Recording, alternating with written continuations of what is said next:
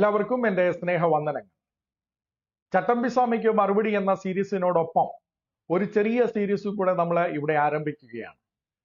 തിരുവനന്തപുരത്തെ ബഹുമാനപ്പെട്ട MP ആയ ശശി തരൂരും മറ്റ് ഹിന്ദുത്വവാദികളും സാധാരണയായിട്ട് മുന്നോട്ട് വെക്കുന്ന ഒരു വാദമാണ്, ഇന്ത്യ ഒരു മഹാസമ്പന്ന രാജ്യമായിരുന്നു, അത് ദരിദ്ര രാജ്യമായിട്ട് മാറിയത് ബ്രിട്ടീഷ് കൊളോണിയലിസം കാരണമാണ്. അവർ പറയുന്നത് വാസ്തവമാണ്. അത് വാസ്തവമാകാൻ കഴിയില്ല എന്ന് കേൾക്കുമ്പോൾ തന്നെ നമുക്കറിയാം. കാരണം ഒരു സമൂഹം സാമ്പത്തികമായിട്ട് വളരണമെങ്കിൽ ആ സമൂഹത്തിന്റെ സാമൂഹിക വ്യവസ്ഥ, രാഷ്ട്രീയ വ്യവസ്ഥ ഇതെല്ലാം തന്നെ നല്ല വ്യവസ്ഥകളായിരിക്കണം. അതിന് അടിസ്ഥാനമായി നിൽക്കുന്ന ആ സമൂഹത്തിന് മൂല്യങ്ങൾ നൽകുന്ന മതം, ആ മതത്തിന്റെ മൂല്യങ്ങളും ശ്രേഷ്ഠമായ മൂല്യങ്ങളാണെങ്കിൽ മാത്രമേ ഒരു രാജ്യത്തിന് ഒരു വികസിത രാജ്യമായിട്ട് മാറാൻ കഴിയൂ. രാജവേദവും ശശി തരൂരും പറയുന്നത് സത്യമാണെങ്കിൽ ബ്രിട്ടീഷ് കൊളോണിയലിസത്തിന് മുമ്പ് ഇവിടെ ഉണ്ടായിരുന്ന മൂല്യങ്ങൾ, ബ്രാഹ്മണിസം നൽകിയ മൂല്യങ്ങൾ, ബുദ്ധിസം നൽകിയ മൂല്യങ്ങൾ, ഇസ്ലാം നൽകിയ മൂല്യങ്ങൾ, അതെല്ലാം ശ്രേഷ്ഠമായ മൂല്യങ്ങളായിരുന്നു കാണും. അപ്രകാരം അല്ല എന്നുള്ള പൂർണ്ണ ബോധ്യം കൊണ്ടാണ് ഈ ടോപ്പിക്ക് പരിശോധിക്കുവാനായിട്ട് ആരംഭിച്ചത്. ഞാൻ ഈ പറഞ്ഞത് സാമ്പത്തിക ശാസ്ത്രജ്ഞന്മാരിൽ പലരും അംഗീകരിക്കുന്ന കാര്യമാണ്. ഇന്ത്യൻ എക്കണോമിക്സിന്റെ പിതാവെന്ന് അറിയപ്പെടുന്ന മഹാദേവ ഗോവിന്ദ് റാനഡെ, അദ്ദേഹം ഇന്ത്യൻ നാഷണൽ കോൺഗ്രസിന്റെ സ്ഥാപക നേതാക്കന്മാരിലും ഒരാളായിരുന്നു. അദ്ദേഹത്തിന്റെ ഒരു പുസ്തകത്തിൽ in religious and social reform, a collection of essays and speeches by Mahadev Govind Ranade, ഇൻട്രൊഡക്ഷനിൽ അദ്ദേഹം പറയുന്നത്, you cannot have a good social system when you find yourself low in the scale of political rights, nor can you be fit to exercise political rights and privileges unless your social system is based on reason and justice. You cannot have a good economical system when your social arrangements are imperfect. If your religious ideals are low and groveling, you cannot succeed in social, economic or political spheres. തുടർന്ന് അദ്ദേഹം പറയുന്നത്, this interdependence is not an accident but is the law of the nature. അദ്ദേഹം വീണ്ടും തുടരുകയാണ്, it is a mistaken view which diverses consideration of political from social and economical, and no man can be said to realize his duty in one aspect who neglects his duty in the other directions. Indian സാമ്പത്തിക ശാസ്ത്രത്തിന്റെ പിതാവ് എന്നറിയപ്പെട്ട മഹാദേവ ഗോവിന്ദ് റാനഡെ നമ്മളെ വീണ്ടും ഓർപ്പിക്കുന്നത്, ഒരു സമൂഹത്തിന്റെ സാമൂഹിക വ്യവസ്ഥ, അതിന്റെ രാഷ്ട്രീയ വ്യവസ്ഥ, ഇത് രണ്ടും ശരിയല്ല എങ്കിൽ സാമ്പത്തികമായിട്ട് ആ രാജ്യത്തിന് വളരുവാനായിട്ട് സാധിക്കുകയില്ല. ഇതിന് രണ്ടിനും അടിസ്ഥാന മൂല്യങ്ങൾ നൽകുന്നത് മതമാണ്. അതുകൊണ്ട് മതത്തിന്റെ മൂല്യങ്ങൾ, ആ പ്രധാന മതത്തിന്റെ, സമൂഹത്തിലെ പ്രധാന മതത്തിന്റെ മൂല്യങ്ങൾ അവ നല്ലതല്ല എങ്കിൽ മറ്റൊന്നും തന്നെയും നല്ലതാകാനായിട്ട് സാധ്യമല്ല എന്നുള്ളതാണ് മഹാദേവ ഗോവിന്ദ് റാനഡെ പറയുന്നത്. ഇത് മഹാദേവ ഗോവിന്ദ് റാനഡെയുടെ ഒറ്റപ്പെട്ട ശബ്ദമല്ല. അനേക സാമ്പത്തിക ശാസ്ത്രജ്ഞന്മാർ അംഗീകരിച്ചിരിക്കുന്നതായ ഒരു വസ്തുതയാണ്, സത്യമാണ്. നമുക്കറിയാം, സോഷ്യോളജിയുടെ പിതാവ് എന്നറിയപ്പെടുന്ന മാക്സ് വെബർ, അദ്ദേഹം ഇതിന്റെ അടിസ്ഥാനത്തിൽ അനേക കൃതികൾ എഴുതിയിട്ടുണ്ട്. അദ്ദേഹത്തിന്റെ വളരെ പ്രസിദ്ധമായ ഒരു കൃതിയാണ് പ്രൊട്ടസ്റ്റന്റ് എത്തിക്സ് ആൻഡ് ക്യാപിറ്റലിസം എന്ന് പറയുന്നത്. യൂറോപ്പ് സാമ്പത്തികമായി വളർന്നതിന്റെ ഒരു അടിസ്ഥാന കാരണം അവിടുത്തെയുള്ള പ്രൊട്ടസ്റ്റന്റ് മൂല്യങ്ങളായിരുന്നു, ബൈബിൾ അടിസ്ഥാനത്തിലുള്ള മൂല്യങ്ങളായിരുന്നു എന്നുള്ളതാണ് അദ്ദേഹവും അദ്ദേഹത്തെ തുടർന്നുള്ളവരും കാണിച്ചിരിക്കുന്നത്. അതുകൊണ്ട് തന്നെ നമ്മുടെ ചോദ്യം ഇവിടെ പ്രസക്തമാണ്.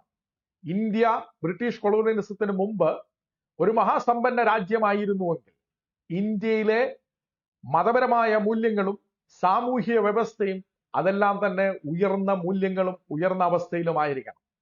അതൊരിക്കലും അപ്രകാരമല്ല എന്നുള്ള പൂർണ്ണ ബോധ്യമുള്ളത് കൊണ്ട് തന്നെ ഇവർ ഈ മുന്നോട്ട് വെക്കുന്ന വാദത്തിൽ എന്തോ ചില പ്രശ്നങ്ങളുണ്ട് എന്ന് നമുക്ക് ആദ്യമേ തന്നെ മനസ്സിലാക്കാവുന്നതാണ്. എന്നാൽ അവരുടെ വീഡിയോ കണ്ടുകൊണ്ട് തന്നെ അവരുടെ പ്രധാനപ്പെട്ട ആർഗ്യുമെന്റ് നമ്മൾ പരിശോധിക്കുകയാണ് തുടർന്നുള്ള 3 എപ്പിസോഡുകളുടെ ഉദ്ദേശം. അതുകൊണ്ട് പ്രാരംഭമായിട്ട് രാജവേദത്തിന്റെ ഒരു വീഡിയോ ക്ലിപ്പ് നമുക്കിപ്പോൾ കാണാം. The Vedic system, the caste system, kept the lower classes in their positions without giving them access to studies and other such things, and that accounts for widespread poverty in India. So that is what Marxists would like you to believe, and that's what is being pushed in the textbooks. Like to see what will happen. Angus Madison, historical economist, talks about the GDP of India at 33% as the world GDP in one, going down to 2003, up to 2003. You see it's going through a period of decline over here through invasion periods, a small rise during Maratha consolidation, and then the colonialists and a rapid decline fortunes of India when Western Europe goes up. The idea from a mile-high view is that a transference of wealth from India into Western Europe caused poverty in India. However, this is hiding a lot of things. There are maybe 100 PhD theses waiting to be written over here about the micro stories. There are lots of human interest, bottom level stories that is not told by this graph. Everything is embedded over here. രാജവേദത്തിന്റെ വീഡിയോയിൽ അദ്ദേഹം വളരെ കൃത്യമായിട്ട് പറയുന്നുണ്ട്, Vedic value സിസ്റ്റത്തിന്റെ അടിസ്ഥാനത്തിൽ നിലനിന്നപ്പോഴാണ് ഇന്ത്യയിലെ സാമ്പത്തിക അവസ്ഥ ഏറ്റവും ഉയർച്ച പ്രാപിച്ചത്. അത് കഴിഞ്ഞ് മുഗൾ ഭരണത്തോടുകൂടി അത് മോശപ്പെട്ടു. പിന്നീട് ബ്രിട്ടീഷ് കൊളോണിയലിസത്തിന്റെ സമയത്ത് മൊത്തമായിട്ട് അധംപതിച്ചു എന്നുള്ളതാണ് അദ്ദേഹം മുന്നോട്ട് വെക്കുന്നത്. ശശി തരൂരിന്റെ ഒരു വീഡിയോയും കൂടെ നമുക്ക് കാണാം. But this is almost like the American saying to the widow of the American president, apart from that, Mrs. Lincoln, how did you enjoy the play? I mean, really, the British came to one of the richest countries in the world, accounting for 27% of global GDP in 1700, 23% in 1800, and over 200 years of exploitation, depredation, loot and destruction, reduced it to a poster child for third world poverty, just over 3% of global GDP, 90% of the population living below the poverty line when the British left in 1947. Sasi തരൂരും ഇവിടെ മുന്നോട്ട് വെക്കുന്നത് India മഹാസമ്പന്ന രാജ്യമായിരുന്നുവെന്നും British കൊളോണിയലിസത്തിന്റെ ആരംഭം മുതൽ ഇന്ത്യയുടെ അധംപതനം ആരംഭിച്ചുവെന്നും ആ അധംപതനം അവസാനം ഒരു third world കൺട്രിയുടെ poster boy ആയിട്ട് ഇന്ത്യയെ മാറ്റിയെന്നുമാണ് അദ്ദേഹം ഇവിടെ പറയുന്നത്. സാധാരണയായിട്ട് ഇങ്ങനെ വാദമുന്നയിക്കുന്നവർ ഒരു 3-4 വാദങ്ങളാണ് സാധാരണ മുന്നോട്ട് വെക്കാറുള്ളത്. ഒന്നാമത്, ഇന്ത്യയുടെ GDP കോൺട്രിബ്യൂഷൻ കുറഞ്ഞു. ഇന്ത്യയുടെ GDP കോൺട്രിബ്യൂഷൻ എന്ന് പറയുമ്പോൾ ലോകത്തിലെ മൊത്തം GDPയോട് ഉള്ള ബന്ധത്തിൽ ഇന്ത്യയുടെ GDPയുടെ കോൺട്രിബ്യൂഷത്തിന്റെ ശതമാനം അത് 23%-ൽ നിന്ന് 3% 1947 മാറി. ഇതാണ് ഒന്നാമത്തെ വാദം. രണ്ടാമത്, ശശി തരൂർ അത് തൊട്ടുപോയി, അദ്ദേഹത്തിന്റെ പുസ്തകത്തിൽ അതുണ്ട്, ഇന്ത്യയുടെ സമ്പത്ത് ഇന്ത്യയിൽ നിന്ന് കൊള്ളയടിക്കപ്പെട്ട് അത് യൂറോപ്പിലേക്ക് പോയി എന്നുള്ളതാണ് പറയുന്നത്. സാധാരണ ഇതിനെപ്പറ്റി പറയുന്നവർ പല ഫിഗേഴ്സാണ് പറയാറുള്ളത്. ചിലർ പറയും അതേതാണ്ട് 1000 മില്യൺ പൗണ്ടാണ്, ചിലർ പറയും അത് 100 മില്യൺ പൗണ്ടാണ്, മറ്റു ചിലർ പറയും അത് 40 മില്യൺ പൗണ്ട് മാത്രമാണ്. ഇതിലേതാണ് വാസ്തവം എന്നുള്ളത് തുടർന്നുള്ള എപ്പിസോഡിൽ നമ്മൾ നോക്കുന്നതായിരിക്കും. മൂന്നാമത്തെ ഇവരുടെ പോയിന്റ് എന്ന് പറയുന്നത് ഇന്ത്യയിൽ ഒരു ഡീഇൻഡസ്ട്രിയലൈസേഷൻ നടന്നു എന്നുള്ളതാണ്. ഇന്ത്യയിൽ സമ്പൽ സമൃദ്ധമായ ടെക്സ്റ്റൈൽ ഇൻഡസ്ട്രികൾ ഉണ്ടായിരുന്നുവെന്നും അത് ബ്രിട്ടീഷ് ഭരണത്തോടുകൂടെ നശിക്കപ്പെട്ടു എന്നുമുള്ളതാണ് ശശി തരൂരിനെ പോലെയുള്ളവർ വെക്കുന്ന മറ്റൊരു വാദം. ഇത് ഡീഇൻഡസ്ട്രിയലൈസേഷൻ ആർഗ്യുമെന്റ് ആണ് അദ്ദേഹത്തിന്റെ. നാലാമത്തെ ഒരു പോയിന്റ് കൂടിയുണ്ട്, അതായത് ഇന്ത്യയിലെ ബ്രിട്ടീഷുകാരുടെ ദുർഭരണം കാരണം ഇവിടെ വളരെയധികം ക്ഷാമങ്ങൾ ഉണ്ടായി എന്നുള്ളതാണ്, ഫാമിൻസ് ഉണ്ടായി എന്നുള്ളതാണ് നാലാമത്തെ വാദം. നമ്മൾ 3 എപ്പിസോഡായിട്ടാണ് ഇതിനെ പരിശോധിക്കുവാനായിട്ട് ആഗ്രഹിക്കുന്നത്. ഒന്നാമത്തെ അഥവാ ഈ എപ്പിസോഡിൽ GDPയെ പറ്റിയുള്ള വാദവും, രണ്ടാമത്തെ എപ്പിസോഡിൽ ഡീഇൻഡസ്ട്രിയലൈസേഷൻ നടന്നിരുന്നുവോ എന്നുള്ള വാദം, ടെക്സ്റ്റൈൽ ഇൻഡസ്ട്രികൾ പോലെയുള്ള ഇൻഡസ്ട്രികളുടെ അവസ്ഥ എന്തായിരുന്നെന്നും അത് നശിക്കപ്പെട്ടതാണോ എന്നുള്ളത്, കാരണം അത് നശിക്കപ്പെട്ടതാണെങ്കിൽ അത് എപ്രകാരമാണ് നശിച്ചു പോയത് എന്നുള്ളതായ ചോദ്യം. 3, ഇവിടുന്ന് കാശ് കൊള്ളയടിക്കപ്പെട്ട് യൂറോപ്പിലേക്ക് പോയിട്ടുണ്ടെങ്കിൽ അത് എത്രയാണ്, അത് ഇന്ത്യയുടെ സാമ്പത്തിക വ്യവസ്ഥയെ തകർക്കുവാൻ തക്കതായ മുതലേ അവർ കൊള്ളയടിച്ചിട്ട് പോയിട്ടുണ്ടോ എന്നുള്ളതാണ് മൂന്നാമത്തെ എപ്പിസോഡിൽ ചെയ്യുന്നത്. അതേ എപ്പിസോഡിൽ തന്നെ നമ്മൾ ഫാമിനെ പറ്റിയുള്ളതായും ക്ഷാമത്തിന്റെ കാരണങ്ങളെ പറ്റിയും നമ്മൾ ചർച്ച ചെയ്യുന്നതാണ്. അതുകൊണ്ട് ഒന്നാമത്തെ എപ്പിസോഡില് ഈ ഒന്നാമത്തെ വാദത്തിലേക്ക് നമുക്ക് വരാം. നമ്മൾ കേട്ടതുപോലെ രാജവേദം പറയുന്നത് പോലെ അംഗസ് മാഡിസൺ എന്ന് പറയുന്ന സാമ്പത്തിക ശാസ്ത്രജ്ഞന്റെ പുസ്തകത്തിൽ നിന്നാണ് ശശി തരൂറും രാജവേദവും ഒക്കെ കൂട്ടിയത്. Sasi തരൂറിന്റെ An Era of Darkness, The British Empire in India എന്നുള്ള പുസ്തകത്തിൽ അദ്ദേഹം പറയുന്നുണ്ട്, at the beginning of the 18th century, as the British economic historian Angus Maddison has demonstrated, India's share of the world economy was 23%, as large of all the Europe put together. It has been 27% in 1700, when Mughal Emperor Aurangzeb treasury raked in 100 million in tax revenues alone. By the time British departed India, it had dropped to just over 3%. The reason was simple. India was governed for the benefit of the Britain. Britain's rise for 200 years was financed by the reparations in India. Sasi Tharoor പറയുന്ന വാദം വളരെ clear ആണ്. India തകർന്നു. ഇന്ത്യയുടെ തകർച്ചയുടെ കാരണം ഇന്ത്യയിൽ നിന്നുള്ള സമ്പത്ത് ബ്രിട്ടനിലേക്ക് പോയി. അതുകൊണ്ട് ബ്രിട്ടൻ എന്ന് പറയുന്ന രാജ്യം ഉയർന്നു എന്നുള്ളതാണ്. ആംഗസ് മാഡിസൺ തന്നെയാണ് ഇദ്ദേഹവും കോട്ട് ചെയ്യുന്നത്. അതുകൊണ്ട് നമുക്ക് ആംഗസ് മാഡിസന്റെ പുസ്തകത്തിൽ നിന്ന് തന്നെ നമ്മുടെ ഈ പരിശോധന ആരംഭിക്കാം. ആംഗസ് മാഡിസന്റെ പുസ്തകം the world economy historical statistics എന്നുള്ള പുസ്തകത്തിൽ നിന്നാണ് ഇവരെ രണ്ടുപേരും ഉദ്ധരിച്ചിരിക്കുന്നത്. അവരവിടെ എടുത്തിരിക്കുന്നത് പേജ് 261 ടേബിൾ 8B ആണ്. ടേബിൾ 8Bയില് ടോട്ടൽ വെസ്റ്റേൺ യൂറോപ്പ് അത് 1700 അതിന്റെ കോൺട്രിബ്യൂഷൻ എന്ന് പറയുന്നത് 21.9% വേൾഡ് എക്കണോമിയിലേക്കുള്ള അതിന്റെ കോൺട്രിബ്യൂഷൻ.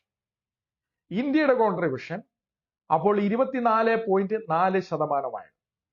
വെസ്റ്റേൺ യൂറോപ്പ് മൊത്തമായിട്ട് വെച്ചതിനേക്കാൾ ഇന്ത്യയിലെ സബ് കോണ്ടിനെന്റ് മുഴുവനായിട്ട് യൂറോപ്പിനേക്കാൾ അല്പം മേളിലായിരുന്നു എന്നുള്ളതാണ് ഇവർ പറയുന്ന ഈ സ്റ്റാറ്റിസ്റ്റിക്സ് ആംഗസ് മാഡിസന്റെ പുസ്തകത്തിൽ. നമ്മളിവിടെ ഒരു കാര്യം ഓർക്കണം, GDP എന്ന് പറയുന്നത് റൂം ടെമ്പറേച്ചർ പോലെയോ ബോഡി ടെമ്പറേച്ചർ പോലെയോ കണ്ടെത്തേണ്ട ഒരു ഫിഗർ അല്ല. നമുക്ക് എവിടെയെങ്കിലും ഒരു ബാരോമീറ്റർ ഉപയോഗിച്ച് ടെമ്പറേച്ചർ കണ്ടെത്താമെന്ന് പറയുന്നത് പോലെ ഉള്ളൊരു ഫിഗർ അല്ല GDP എന്ന് പറയുന്നത്. GDP എന്ന് പറയുന്നത് ഒരു ഡെറിവേറ്റീവ് നമ്പറാണ്. പല നമ്പറുകൾ ഒരുമിച്ച് വെച്ച് അതിൽ നിന്ന് കിട്ടുന്നതാണ് GDP എന്ന് പറയുന്നത്. അതിന്റെ ഒരു പ്രധാന ഘടകം എന്ന് പറയുന്നത് പോപ്പുലേഷൻ അതിന്റെ ഒരു പ്രധാന ഘടകമാണ്. പോപ്പുലേഷൻ പ്രധാന ഘടകമാണെങ്കിൽ യൂറോപ്പിന്റെയും ഇന്ത്യയുടെയും പോപ്പുലേഷന് അന്ന് എത്ര ആയിരുന്നു എന്നുള്ളത് നമ്മളൊന്ന് പരിശോധിക്കണം. നമുക്ക് അത് ഇതേ പുസ്തകത്തിൽ തന്നെ ആംഗസ് മാഡിസന്റെ the world economy historical statistics എന്ന് പറഞ്ഞ അതേ പുസ്തകത്തിൽ തന്നെ ടേബിൾ 8 വേൾഡ് പോപ്പുലേഷനും നൽകിയിട്ടുണ്ട്. നമുക്ക് ആ world population 1700 world population western Europe ലോകത്തിന്റെ ജനസംഖ്യയിൽ എത്ര ശതമാനമായിരുന്നു എന്നുള്ളതും ഇന്ത്യ ലോകത്തിന്റെ ജനസംഖ്യയിൽ എത്ര ശതമാനമായിരുന്നു എന്നുള്ളതും ടേബിൾ 8A, നമ്മൾ മുമ്പ് കണ്ടത് ടേബിൾ 8B, ഇപ്പോൾ കാണുന്നത് table 8A. 1700 total western Europe അതിന്റെ ജനസംഖ്യ എന്ന് പറയുന്നത് ലോകത്തിന്റെ മൊത്ത ജനസംഖ്യയിൽ 13.5% മാത്രമായിരുന്നു. ഇന്ത്യയിലെ ജനസംഖ്യ എന്ന് പറയുന്നത് 27.3%. അപ്പോൾ തന്നെ നമുക്ക് മനസ്സിലാകാം 13.5% മാത്രമുള്ളതായ വെസ്റ്റേൺ യൂറോപ്പ് സാമ്പത്തിക കാര്യത്തിൽ ലോകത്തിലെ GDPയുടെ 21.9% കോൺട്രിബ്യൂട്ട് ചെയ്തു. 27.3% ഇന്ത്യ, ജനസംഖ്യയിൽ 27.3% ഇന്ത്യ സാമ്പത്തിക കാര്യത്തിൽ 24.4% മാത്രമേ കോൺട്രിബ്യൂട്ട് ചെയ്തിട്ടുള്ളൂ. ഇവിടെ തന്നെ ഇന്ത്യ യൂറോപ്പിനേക്കാൾ സമ്പന്നമല്ലായിരുന്നുവെന്നും ഒരു പക്ഷേ ഈ രണ്ട് ടേബിളിന്റെ അടിസ്ഥാനത്തിൽ തന്നെ യൂറോപ്പ് ഏതാണ്ട് ഇരട്ടി സമ്പന്നമായിരുന്നുവെന്നും നമുക്ക് മനസ്സിലാക്കാനായിട്ട് കഴിയും. 13% മാത്രമായിരുന്ന യൂറോപ്പ്, ജനസംഖ്യയിൽ 13% യൂറോപ്പ് സാമ്പത്തികമായിട്ട് GDPയുടെ വേൾഡ് കോൺട്രിബ്യൂഷനിൽ 21% കോൺട്രിബ്യൂട്ട് ചെയ്തത്. ഇന്ത്യ അതിന്റെ ജനസംഖ്യയ്ക്ക് അനുസരണമാവും വിധം പോലും കോൺട്രിബ്യൂട്ട് ചെയ്യാൻ കഴിഞ്ഞിട്ടില്ല എന്നുള്ളതാണ് ഈ സ്റ്റാറ്റിസ്റ്റിക്സ് കാണിക്കുന്നത്. ജനസംഖ്യ മാത്രമല്ല, മറ്റനേക കാരണങ്ങളുണ്ട്. എന്നാൽ ജനസംഖ്യയും ഇന്ത്യയെ സംബന്ധിച്ചോളം വളരെ ഇമ്പോർട്ടന്റ് ആയിട്ടുള്ള ഒരു ഘടകമാണ്. ഇത് എളുപ്പത്തിൽ മനസ്സിലാക്കണമെങ്കിൽ 2013 നടന്ന ഒരു പഠനത്തെ പറ്റി ഞാൻ നിങ്ങളുടെ ശ്രദ്ധയിലേക്ക് കൊണ്ടുവരികയാണ്. Society for participatory research in Asia and Indicus analytics എന്ന് പറയുന്ന രണ്ട് പ്രസ്ഥാനങ്ങൾ അവരുടെ പഠനം വന്നു. Economic contributions of urban poor, ഇന്ത്യയിലെ സ്ലമ്മുകൾ, ചേരികൾ ഇന്ത്യയുടെ മൊത്ത GDP-യിലേക്ക് എത്രമാത്രം കോൺട്രിബ്യൂട്ട് ചെയ്യുന്നു എന്നുള്ളതാണ് അവരുടെ പഠനം പറയുന്നത്. ആ പഠനമനുസരിച്ച് ഇന്ത്യയിലെ സ്ലമ്മുകൾ, 7 പ്രധാനപ്പെട്ട സ്ലമ്മുകൾ, ബോംബെയിലെയും കൽക്കട്ടയിലെയും ഒക്കെ ഉള്ള സ്ലമ്മുകൾ എടുത്തു വെച്ച് കഴിഞ്ഞു കഴിഞ്ഞാൽ അത് ഇന്ത്യയുടെ GDP-യുടെ 7.5% അത് കോൺട്രിബ്യൂട്ട് ചെയ്യുന്നത്.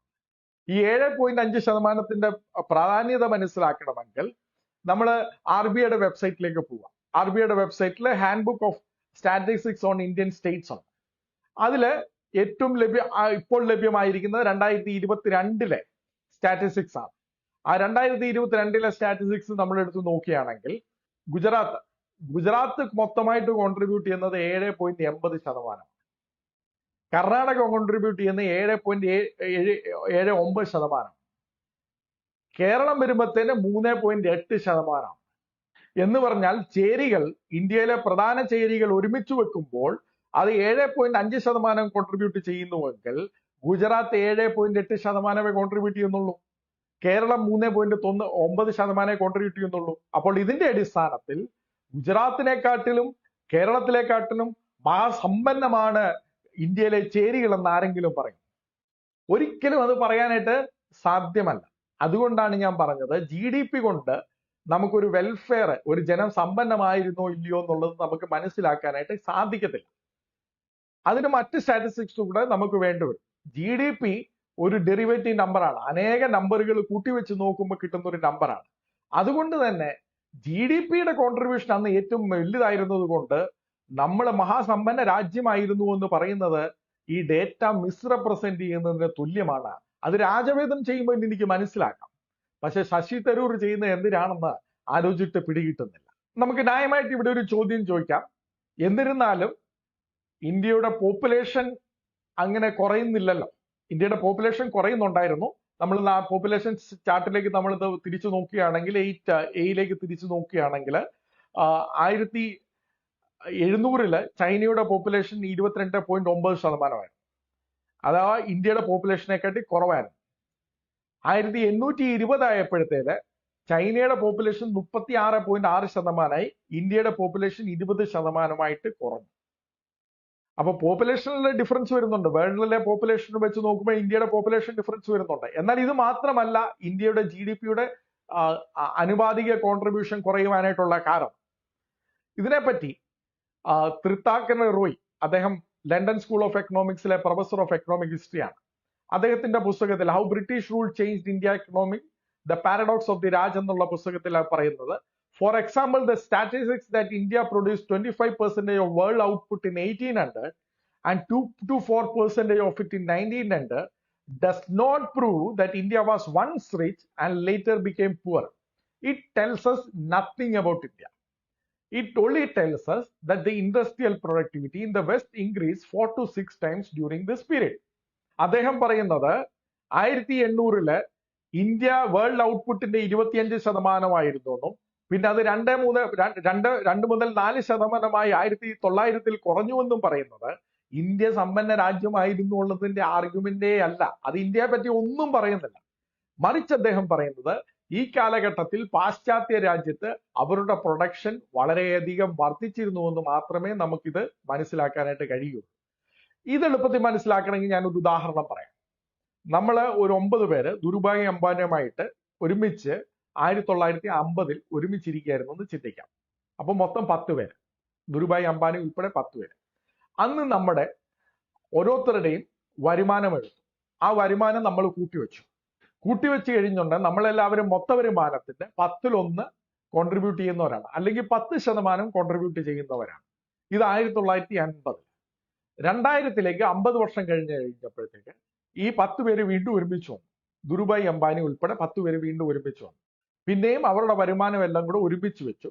അത് കഴിഞ്ഞ് നമ്മുടെ ഓരോരുത്തരുടെയും വരുമാനം ഈ മൊത്ത വരുമാനത്തോടെ എത്രമാത്രം കോൺട്രിബ്യൂട്ട് ചെയ്യുമെന്ന് നോക്കാൻ വേണ്ടി നമ്മൾ ശ്രമിച്ചപ്പോൾ ധീരുഭായ് അംബാനിയുടെ വരുമാനം എന്ന് പറയുന്നത് മൊത്ത വരുമാനത്തിന്റെ 98% അല്ലെങ്കിൽ 99% മാറി. എന്ന് പറഞ്ഞു കഴിഞ്ഞാൽ ധീരുഭായ് അംബാനി നമ്മളെ കൊള്ളയടിച്ച് നമ്മൾ ദരിദ്രരായി തീർന്നുവെന്നും ധീരുഭായ് അംബാനി ധനികനായിരുന്നു അതിനർത്ഥമില്ല. മറിച്ച് ധീരുഭായ് അംബാനി റിലയൻസ് എന്ന് പറഞ്ഞൊരു കമ്പനി തുടങ്ങി.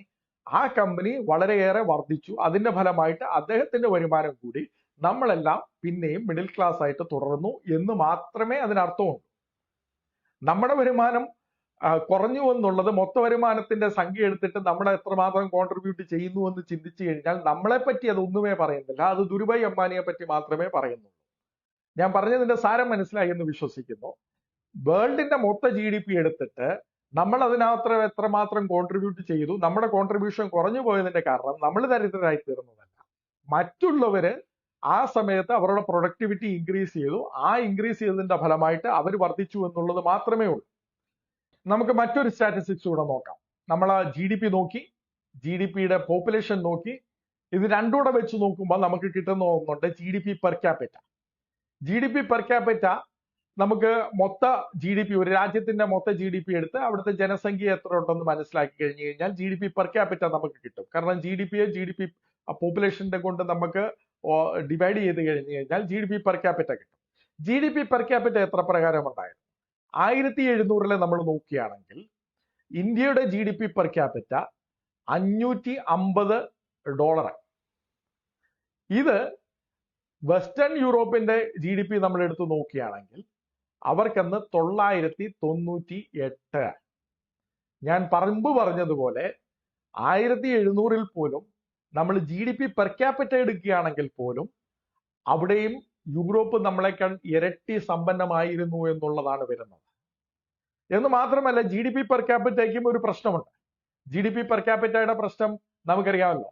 ഇപ്പൊ ഞാൻ മുമ്പ് പറഞ്ഞതുപോലെ തന്നെ 2000 നമ്മൾ അംബാനി ഉൾപ്പെടെ 10 പേര് ഒരുമിച്ചിരുന്ന് നമ്മുടെ മൊത്ത വരുമാനം ഇട്ടിട്ട് ആ മൊത്ത വരുമാനത്തെ 10 കൊണ്ട് ഡിവൈഡ് ചെയ്ത് കഴിഞ്ഞാൽ ആ 10 എത്രയാണോ കിട്ടുന്നത്, ഓരോരുത്തർക്കും ആ 10 കൊണ്ട് ഡിവൈഡ് ചെയ്യുന്ന മൊത്ത വരുമാനത്തിന്റെ 10 എത്രയാണോ, നമ്മൾ ആ 10 പേരും മഹാധനികന്മാരാണെന്ന് നമ്മൾ പറയേണ്ടതായിട്ട് വരും. കാരണം ദുബായ് അംബാനിയുടെ മൊത്ത വരുമാനം എന്ന് പറയുന്നത് നമ്മളെ അനേക ആയിരങ്ങളെ ഒരുമിച്ച് വെച്ച് കഴിഞ്ഞാൽ അതിലും മൊത്തമാണ്. അതേ 10 കൊണ്ട് ഡിവൈഡ് ചെയ്യുമ്പോൾ ആയിരിക്കുന്ന 10 പേരും മഹാസമ്പന്നരാണെന്ന് തോന്നിക്കും.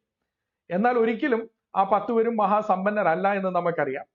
GDP പെർ ക്യാപിറ്റയുടെ പ്രശ്നം അതാണ്. പക്ഷെ GDP പെർ ക്യാപിറ്റ ഒരു മഹാവല്യ രാജ്യമാകുമ്പോൾ കുറെ കൂടെ റിലയബിൾ ആയിട്ടുള്ള ഒരു ഡേറ്റയാണ് GDPയേക്കാൾ. നമ്മൾ അതാണ് നോക്കിയത്. GDP പെർ ക്യാപിറ്റ വെച്ച് നോക്കിയാൽ പോലും ഇന്ത്യ എന്ന മഹാസമ്പന്ന രാജ്യമായിരുന്നില്ല. എന്നാൽ നമ്മൾ ഇവിടെ ഒരു കാര്യം കൂടെ മനസ്സിലാക്കണം. അംഗസ് മാഡിസൺ ഈ പുസ്തകം എഴുതിയപ്പോൾ അദ്ദേഹം ഈ പുസ്തകത്തിന്റെ ഒരു ഫൈനൽ പുസ്തകമായിട്ടല്ല എഴുതിയത്. അദ്ദേഹത്തിന്റെ ലക്ഷ്യം എന്ന് പറയുന്നത്, ഈ അദ്ദേഹത്തെ തുടർന്ന് വന്ന ആൾക്കാർ പറയുന്നുണ്ട്, Madison project collaborative research on historical accounts the economic history review August 2014 publish ചെയ്തതിൽ പറയുന്നുണ്ട്, അംഗസ് മാഡിസന്റെ പ്രധാന ലക്ഷ്യം എന്ന് പറയുന്നത് തനിക്ക് ലഭ്യമായ എല്ലാ സ്റ്റാറ്റിസ്റ്റിക്സും കൂടെ ഒരുമിച്ച് അത് പബ്ലിഷ് ചെയ്യുക. അത് പബ്ലിഷ് ചെയ്ത് കഴിയുമ്പോൾ അദ്ദേഹത്തിന് അറിയാമായിരുന്നു ഓരോ രാജ്യത്തെയും സ്പെഷ്യലിസ്റ്റുകളുണ്ട്. ആ രാജ്യം മാത്രം പഠിച്ചിട്ടുള്ള അല്ലെങ്കിൽ ആ രാജ്യത്തെ പ്രധാനമായിട്ട് പഠിച്ചിട്ടുള്ള സ്പെഷ്യലിസ്റ്റുകളുണ്ട്. ആ സ്പെഷ്യലിസ്റ്റുകൾ വന്ന് അംഗസ് മാഡിസന്റെ പുസ്തകം പരിശോധിക്കുകയും അദ്ദേഹം പുറപ്പെടുവിച്ചതായ, അദ്ദേഹം പബ്ലിഷ് ചെയ്തതായ ഈ സ്റ്റാറ്റിസ്റ്റിക്സിനെ ക്രിട്ടിക് ചെയ്യുകയും ചെയ്യും. അവർ പറയും നിങ്ങൾ ഇത് നോക്കിയിട്ടില്ല, നിങ്ങൾ പറഞ്ഞിരിക്കുന്ന സ്റ്റാറ്റിസ്റ്റിക്സ് തെറ്റാണ്. അദ്ദേഹത്തിന്റെ ലക്ഷ്യം അതായിരുന്നു. സ്കോളേഴ്സിന്റെ എല്ലാം ഒരു ക്രിട്ടിക്ക് കിട്ടി ഈ കൊടുത്തിരിക്കുന്ന സ്റ്റാറ്റിസ്റ്റിക്സ് ഇംപ്രൂവ് ചെയ്യുക എന്നുള്ളതായിരുന്നു. അത് അപ്രകാരം തന്നെ സംഭവിച്ചു. അദ്ദേഹം ഈ പുസ്തകം പ്രസിദ്ധീകരിച്ചു കഴിഞ്ഞപ്പോൾ യൂറോപ്പിലെ സ്പെഷ്യലിസ്റ്റുകൾ, ഇന്ത്യയിലെ സ്പെഷ്യലിസ്റ്റുകൾ, ചൈനയിലെ സ്പെഷ്യലിസ്റ്റുകൾ ഓരോരുത്തരും ഈ സ്റ്റാറ്റിസ്റ്റിക്സ് എടുത്ത് പരിശോധിക്കുവാനായിട്ട് തുടങ്ങി.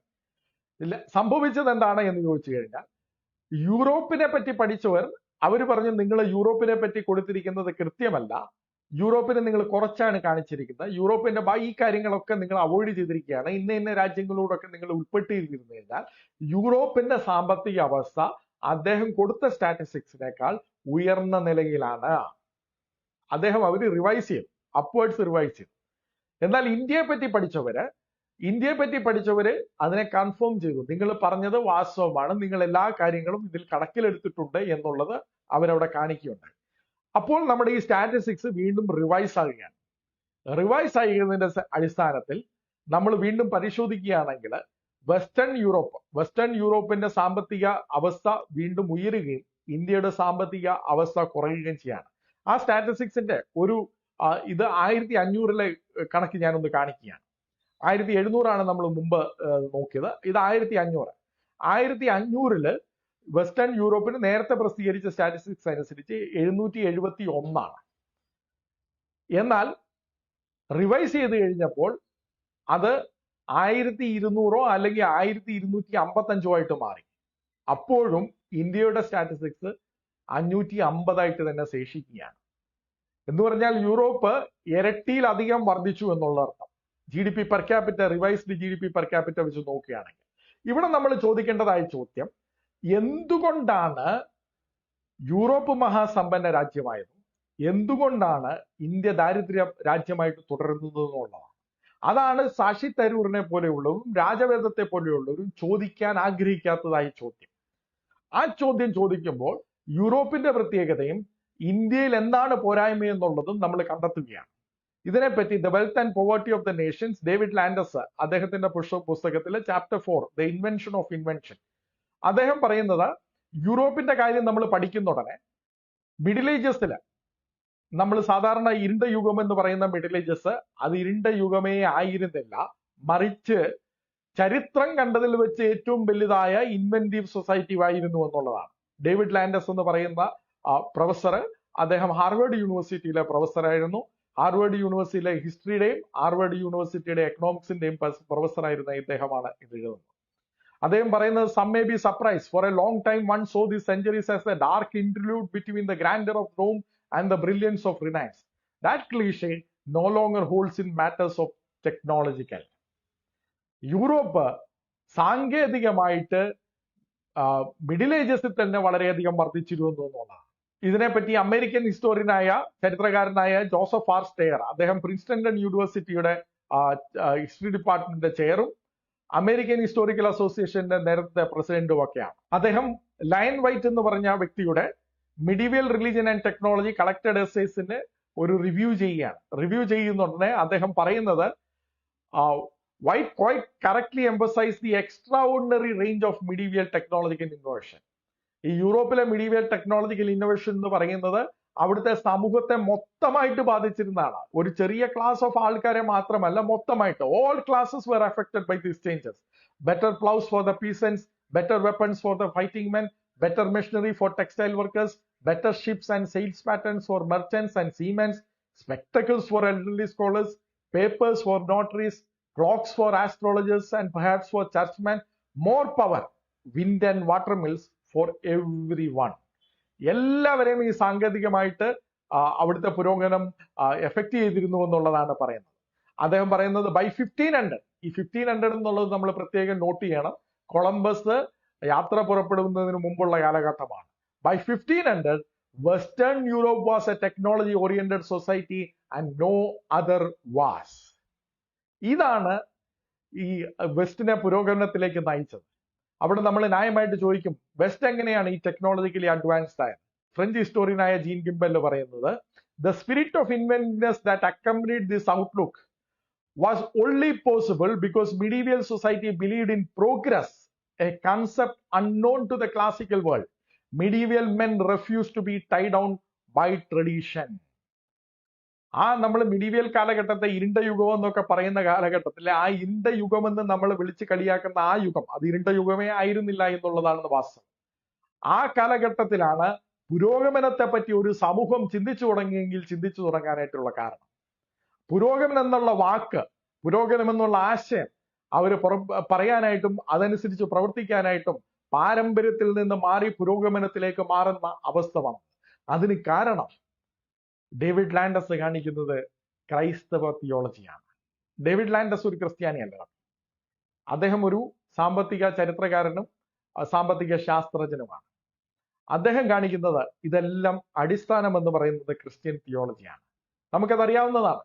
ക്രിസ്ത്യൻ തിയോളജിയിലാണ് ഏദൻ എന്ന് പറയുന്ന ഒരു ഗാർഡനിൽ തുടങ്ങി ഒരു മഹാനഗരമായ യെരുശലേമിലേക്ക് ചരിത്രം അവസാനിക്കുന്നത്. ഒരു തോട്ടത്തിൽ നിന്ന് തുടങ്ങി മഹാനഗരത്തിലേക്കുള്ള യാത്ര. അതാണ് പുരോഗമനം, സാങ്കേതികമായിട്ടും ഒക്കെ ഉള്ള പുരോഗമനം എന്ന് നമുക്ക് പറയുന്നത്. അല്ലാതെ എന്നും സനാതനമായിട്ട് എന്നും സമൂഹം മാറാതെ സനാതന ധർമ്മം പറയുന്ന ഒരു സമൂഹത്തിന് പുരോഗമനത്തെ പറ്റി ചിന്തിക്കാൻ വേണ്ടി പോലും സാധ്യമല്ല. അപ്പോൾ ഈ ക്രിസ്ത്യൻ തിയോളജിയുടെ പ്രത്യേകത കാരണമാണ് പാശ്ചാത്യ രാജ്യം മുന്നോട്ട് പുരോഗമിച്ചത്. നമ്മൾ ഇത് മനസ്സിലാക്കണമെങ്കിൽ ഈ GDP വളരുന്ന ശതമാനം, ആ ശതമാനം കൂടെ നമുക്കൊന്ന് നോക്കണം. GDPയുടെ വളർച്ചയുടെ ശതമാനം ഈ GDP-യുടെ വളർച്ചയുടെ ശതമാനത്തെ പറ്റി നമ്മൾ ഇതേ അംഗസ് മാഡിസന്റെ പുസ്തകത്തില് ടേബിൾ 8B തന്നെ 8Bയുടെ മറ്റൊരു ടേബിളാണ് നമ്മൾ മുമ്പ് ചർച്ച ചെയ്തത്. ടേബിൾ 8Bയില് GDP-യുടെ വളർച്ചയുടെ തോത് കാണിക്കുന്നുണ്ട്. AD 1 മുതൽ 1000 വരെ യൂറോപ്പ് -0.01 എന്ന് പറഞ്ഞു കഴിഞ്ഞാൽ ഏതാണ്ട് 0. ഇന്ത്യയിലും 0 എന്ന് പറഞ്ഞാൽ ഇന്ത്യയുടെ വളർച്ചയും യൂറോപ്പിന്റെ വളർച്ചയും ഒക്കെ ഏതാണ്ട് 0 തന്നെയായിരുന്നു ആ കാലഘട്ടത്തിൽ. അത് വളരുന്നില്ലായിരുന്നു. അതുവരെയുള്ള രണ്ടു കൂട്ടരും സനാതനമായിട്ട് അങ്ങ് നിൽക്കുകയായിരുന്നു. എപ്രകാരമാണോ അവരെ AD 1-ലായിരുന്നത്, AD 1000 വരെ ഏതാണ്ട് ആ കാലഘട്ടത്തിലായിരുന്നു. നമുക്കറിയാം യൂറോപ്പിനെ ക്രൈസ്തവ വിശ്വാസം മൊത്തമായിട്ട് വരുന്നത് ഏതാണ്ട് AD 600 കൂടിയൊക്കെയാണ്. അത് കഴിഞ്ഞാണ് പല ഭാഗങ്ങളും യൂറോപ്പ് ക്രൈസ്തവ വിശ്വാസത്തിലേക്ക് മൊത്തമായിട്ട് മാറാനായിട്ട് തുടങ്ങി. ഏതാണ്ട് AD 1000 ആയി കഴിഞ്ഞപ്പോഴത്തേക്കും ക്രൈസ്തവ വിശ്വാസം യൂറോപ്പിനെ മൊത്തമായിട്ട് സ്വാധീനിക്കാൻ തുടങ്ങി. ആ AD 1000 മുതലുള്ള കണക്ക്, സാമ്പത്തിക വളർച്ചയുടെ കണക്ക് നമ്മൾ നോക്കുകയാണെങ്കിൽ നമ്മൾ കാണുന്നത് യൂറോപ്പ് വളരെ ശക്തമായിട്ട് നമ്മൾ ഈ പറയുന്ന കാലഘട്ടത്തിന് മുമ്പ് തന്നെ വളരാനായിട്ട് തുടങ്ങിയിരുന്നു. 1820 കാലഘട്ടമൊക്കെ ആയി കഴിഞ്ഞപ്പോഴത്തേന് അവർക്ക് 2% വളർച്ചയൊക്കെയാണ്. നമ്മുടെ വളർച്ചയുടെ തോത് നോക്കുകയാണെങ്കിലും രാജവേദം പറയുന്നത് പോലെയൊന്നും അല്ല എന്നുള്ളത് നമുക്ക് മനസ്സിലാക്കാം. നമുക്ക് 1% അഥവാ 0%-ൽ നിന്ന് 0-ൽ നിന്ന് നമ്മൾ 1% വളർന്നത് യഥാർത്ഥത്തിൽ ബ്രിട്ടീഷുകാർ ഇവിടെ ഭരിച്ചിരുന്ന സമയത്താണ്. ബ്രിട്ടീഷുകാർ ഭരിച്ചിരുന്ന സമയത്ത് നമ്മുടെ സാമ്പത്തികവും വളർന്നു, പക്ഷെ നമ്മുടെ സാമ്പത്തികം മറ്റ് രാജ്യങ്ങൾ വളർന്നതിന് അനുപാതികമായിട്ട് വളർന്നില്ല എന്നുള്ളത് മാത്രമാണ്. അതെന്തുകൊണ്ടാണ് എന്നുള്ളത് നമ്മൾ തുടർന്ന് ചർച്ച ചെയ്യുന്നതായിരിക്കും. നമ്മൾ തുടർന്നുള്ള എപ്പിസോഡിലും ചർച്ച ചെയ്യുന്നതായിരിക്കും. അപ്പൊ ശശി തരൂരും രാജവേദവും ഒക്കെ പറയുന്നത് പോലെ ഇന്ത്യയുടെ സാമ്പത്തിക അവസ്ഥ ബ്രിട്ടീഷുകാർ വന്നതുകൊണ്ട് തകർന്നൊന്നും പോയിട്ടില്ല. മറ്റുള്ളവര് നമ്മളെക്കാൾ കൂടുതൽ വേഗതയിൽ വളർന്നത് അത് അവരുടെ പ്രശ്നമല്ല, അത് യഥാർത്ഥത്തിൽ നമ്മുടെ പ്രശ്നമാണ്. ഞാൻ മുമ്പ് പറഞ്ഞതുപോലെ മഹാദേവ ഗോവിന്ദ റാനഡെയൊക്കെ പറയുന്നത് പോലെ ഇന്ത്യയുടെ മതത്തിലേക്കും ഇന്ത്യയുടെ സാമൂഹ്യ അവസ്ഥയിലേക്കും ഇന്ത്യയുടെ രാഷ്ട്രീയ അവസ്ഥയിലേക്കും ഒക്കെയാണ് നമ്മൾ ആ ചർച്ച പോകേണ്ടത്. ഈ ഇന്ത്യയുടെ ബ്രിട്ടീഷുകാർ ഭരിച്ചിരുന്ന സമയത്ത് ഇന്ത്യയുടെ സാമ്പത്തിക ഒരു വളർച്ചയ്ക്ക് ഒരു മുരടിപ്പുണ്ടായിട്ടുണ്ടെങ്കിൽ അത് വേൾഡ് വാർ 1-ന്റെയും 2-ന്റെയും സ്പാനിഷ് ഫ്ലൂവിന്റെ ഒക്കെ സമയത്ത് മാത്രമാണ് മുരടിപ്പുണ്ടായിട്ടുള്ളത്. ആ സമയത്ത് ലോകത്തിലെ തന്നെ മറ്റ് രാജ്യങ്ങളുടെ സാമ്പത്തികമായിട്ടുള്ള കണക്കെടുത്തു കഴിഞ്ഞ് നോക്കിയാലും നമുക്കത് കാണാവുന്നതാണ്. ഇത് ടേബിൾ 8Bയിലെ rate of growth of world per capita GDP Angus മാഡിസന്റെ പുസ്തകത്തിൽ തന്നെ നമുക്ക് കാണാവുന്നതാണ്. നമ്മൾ യൂറോപ്പിനെ പറ്റി കണ്ടപ്പോൾ നമ്മൾ മുമ്പ് ചർച്ച ചെയ്തതുപോലെ തന്നെ യൂറോപ്പ് സാങ്കേതികമായിട്ട് അഡോപ്റ്റ് ചെയ്തതിന്റെ അടിസ്ഥാനത്തിലാണ് അവർ വളർന്നത്. എന്തുകൊണ്ട് ഇന്ത്യ അത് അഡോപ്റ്റ് ചെയ്തില്ല? ഇതിനെപ്പറ്റി ഡേവിഡ് ലാൻഡസ്, ഹാർവർഡ് യൂണിവേഴ്സിറ്റിയിലെ പ്രൊഫസർ ആയിരിക്കുന്ന ഡേവിഡ് ലാൻഡസ്, ഞാൻ അത് മുമ്പ് പറഞ്ഞതുപോലെ the wealth and poverty of Nations, അദ്ദേഹം ലോകത്തെ പറ്റി മൊത്തമായിട്ട് പഠിച്ചു നോക്കുകയാണ്. അദ്ദേഹം പറയുന്നത് ഇന്ത്യയെ പറ്റി പറയുമ്പോൾ, for similar reasons the peasants and indeed all subjects had no reason to improve the land, holding it as he did at the pleasure of the ruler. ഇന്ത്യയില് സാമ്പത്തികമായിട്ട് വളരുന്നതിനൊട്ടായിട്ടുള്ള ഒരു ഇൻസെന്റീവ് പോലും ഇല്ലായിരുന്നു. No one cares to improve ways or tools of production. അതിന് കാരണം എന്താണ്? അതിന് കാരണം അദ്ദേഹം ഇതിനകത്ത് തന്നെ ഫ്രഞ്ച് ഫിസിഷ്യനെ ഉദ്ധരിച്ചുകൊണ്ട് പറയുന്നുണ്ട്, ഇന്ത്യയിൽ ആരെങ്കിലും അവർണരായിരിക്കുന്ന ആരെങ്കിലും അല്ലെങ്കിൽ താഴെയുള്ള കീഴാൾ വർഗത്തിൽ നിന്നോ അല്ലെങ്കിൽ ശുദ്രന്മാരിൽ നിന്നോ ആരെങ്കിലും സമ്പന്നമായി വളർന്നു വന്നു കഴിഞ്ഞു കഴിഞ്ഞാൽ ആ സമ്പത്തെല്ലാം തലപ്പത്തിരിക്കുന്നവന് കൊള്ളയടിച്ചുകൊണ്ട് പോകാനുള്ള അവകാശമുള്ളത് കൊണ്ട് താഴെ ഇരിക്കുന്നവൻ പിന്നെ എന്തിനാണ് വളരുന്നത്?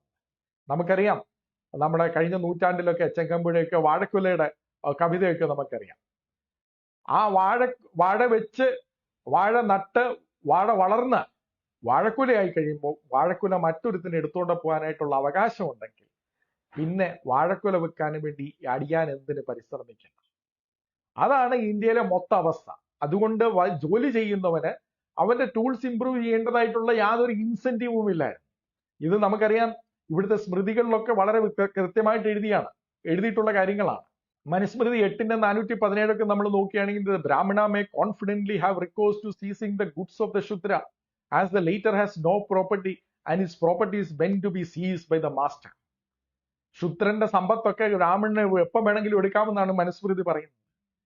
മനുസ്മൃതി പറയുന്നതിനെ പറ്റി മെദാദിയുടെ ഭാഷ്യത്തിലെ കമന്ററിയിൽ അദ്ദേഹം പറയുന്നുണ്ട്, ഇത് ഡൊണേഷൻ കൊടുക്കുന്ന കാര്യമൊന്നുമല്ല പറയുന്നത് കേട്ടോ. അല്ലെങ്കിൽ നമ്മൾ ഇവർ പറയും ശൂദ്രന്മാര് ഡൊണേഷൻ കൊടുക്കുന്ന കാര്യമോ പറയുന്നതെന്ന് പറയും. ശൂദ്രന്മാര് ഡൊണേഷൻ കൊടുക്കുന്ന കാര്യമല്ല, ശൂദ്രന്റെ സമ്പത്ത് എപ്പോ വേണമെങ്കിലും എടുത്തുകൊണ്ട് പോകാൻ ബ്രാഹ്മണൻ അവകാശമുണ്ട് എന്ന് തന്നെയാണ് ഈ സ്മൃതി എഴുത്തുകാർ പറഞ്ഞിരിക്കുന്നതെന്നാണ് വേദാന്തി നമ്മളെ ഓർപ്പിക്കുന്നത്. നമ്മളിവിടെ ഓർക്കണം, ഇപ്രകാരമുള്ളൊരു കാലഘട്ടത്തിലായിരുന്നുവെങ്കിൽ അവ എങ്ങനെയാണ് ആ രാജ്യം സമ്പന്നമാകുന്നത്? ഇവിടുത്തെ പ്രധാന പ്രശ്നം വർണ്ണവ്യവസ്ഥയായിരുന്നു. വർണ്ണവ്യവസ്ഥയും വർണ്ണവ്യവസ്ഥയോടനുസരിച്ചുള്ള നിയമങ്ങളുമാണ് ഇന്ത്യയെ ദാരിദ്ര്യമായി നിർത്തിയത്. ഇന്ത്യ ദാരിദ്ര്യ രാജ്യമായിരിക്കുന്നുവെങ്കിൽ അതിനുള്ള പ്രധാന കാരണം ഇവിടുത്തെ വർണ്ണവ്യവസ്ഥയാണ്.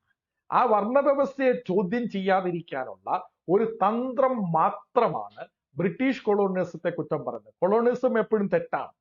മറ്റുള്ളയാൾ നമ്മളെ ഭരിക്കാനായിട്ട് യാതൊരു അവകാശവുമില്ല. ദൈവം ആർക്കും അങ്ങനെ ഒരു അവകാശം കൊടുത്തിട്ടില്ല. നമ്മളെ എല്ലാവരും ദൈവത്തിന്റെ സ്വരൂപത്തിനും സാദൃശ്യത്തിനുമാണ് സൃഷ്ടിച്ചിരിക്കുന്നതെങ്കിൽ നമ്മുടെ കൺസെന്റ് ഇല്ലാതെ നമ്മളെ ഗവേൺ ചെയ്യാനായിട്ട് യാതൊരു വകുപ്പുമില്ല. അതുകൊണ്ട് ധാർമ്മികമായിട്ട് കൊളോണിയലിസം തെറ്റാണ്. പക്ഷെ ബ്രിട്ടീഷ് കൊളോണിയലിസം ഇന്ത്യയുടെ സാമ്പത്തിക അവസ്ഥയെ തകർത്തിട്ടില്ല. ഇന്ത്യ ദരിദ്ര രാജ്യമായിരിക്കുന്നത് അതിനുള്ള കാരണം ഇന്ത്യയിലെ സാമൂഹിക രാഷ്ട്രീയ അല്ലെങ്കിൽ ഇന്ത്യയിലെ മതമൂല്യങ്ങളുടെ പ്രശ്നമാണ്. അപ്പൊ ഇവിടെ നമുക്ക് പ്രധാനമായിട്ട് മറ്റൊരു ചോദ്യം ചോദിക്കാം. അത് കഴിഞ്ഞിട്ട് മുഗൾ ഭരണമാണല്ലോ, മുഗൾ ഭരണം വന്നപ്പോൾ ഇതിനെന്തെങ്കിലും മാറ്റമുണ്ടാവും? ഇല്ല. മുഗളന്മാര് മുസ്ലിങ്ങൾ ഈ ഇന്ത്യയിൽ ഭരിച്ചിരുന്ന കാലഘട്ടത്തിൽ അവർ ദരിദ്രരെ പറ്റിയോ ദളിതരെ പറ്റിയോ ഒന്നും ഒരു ചിന്തയും ഇല്ലാത്തവരായിരുന്നു. ഇർഫാൻ ഹബീബ് അദ്ദേഹത്തിന്റെ പെസന്റ് ഇൻ ഇന്ത്യൻ ഹിസ്റ്ററീസ് എന്നുള്ള അദ്ദേഹത്തിന്റെ ലേഖനത്തിൽ, സോഷ്യൽ സയന്റിസ്റ്റിൽ പ്രസിദ്ധീകരിച്ചതായിരിക്കുന്ന ഈ ലേഖനത്തിൽ അദ്ദേഹം പറയുന്നുണ്ട്, no sympathy is wasted on them in Indo Islamic text. അതായത് ഇവിടുത്തെ റൂറൽ ആളുകളെ പറ്റി, ഇവിടുത്തെ ദരിദ്രരായവരെ പറ്റി. The Arab conqueror of Sindh Muhammad bin Qasim approved the humiliating restraints that had been placed by the previous regime upon the Jats, very similar to those imposed upon the Chandalas by Manusmriti. മനുസ്മൃതി ഈ നാട്ടിലെ ചണ്ടാളന്മാർക്ക് ഏർപ്പെടുത്തിയ നിയമങ്ങൾ തന്നെ മുസ്ലിങ്ങൾ ഇവിടെ വന്നു കഴിഞ്ഞപ്പോൾ മറ്റുള്ളവരുടെ കാഫിറുകളുടെ മേലും അവർ ചുമത്തുവാനായിട്ട് തുടങ്ങി. ശരിയ നിയമവും, ഒരർത്ഥത്തിൽ പറഞ്ഞു കഴിഞ്ഞാൽ ശരിയ നിയമവും മനുസ്മൃതിയും ഒന്ന് തന്നെയാണ്. അത് രണ്ടും രണ്ട് കളറിൽ വരുന്നുവെങ്കിലും അതിന്റെ മൂല്യങ്ങൾ ഒന്ന് തന്നെയാണ്. അത് തന്നെയാണ് ഇസ്ലാമിക് ഭരണകാലഘട്ടത്തിൽ ഇവിടെ നടന്നത്. അല്ലാതെ ഇസ്ലാമിക് ഭരണകാലഘട്ടത്തിൽ വന്നപ്പോൾ ഇവിടെ സാമൂഹിക വ്യവസ്ഥയ്ക്ക് യാതൊരു മാറ്റവും ഉണ്ടായിട്ടില്ല. നമ്മൾ ഇത്രയും നേരം GDP പറ്റിയാണ് ചർച്ച ചെയ്തത്. GDP പെർ ക്യാപിറ്റ, GDPയുടെ ഗ്രോത്ത്, പോപ്പുലേഷൻ, ഇതൊക്കെ നമ്മൾ ചർച്ച ചെയ്തു. എന്നാൽ ഈ GDP മൊത്തമായിട്ട് തന്നെ നമ്മുടെ ഒരു വെൽനെസ്സിനെ പറ്റി, നമ്മുടെ ഒരു വെൽഫെയറിനെ പറ്റി, നമ്മുടെ ഒരു ഇന്ത്യയിലെ ഒരു രാജ്യത്തിലെ വ്യക്തികളുടെ സാമ്പത്തിക അവസ്ഥയെ പറ്റി സൂചിപ്പിക്കാൻ വേണ്ടി ഇതൊന്നും തന്നെ കൃത്യമായ സ്റ്റാറ്റിസ്റ്റിക്സ് അല്ല.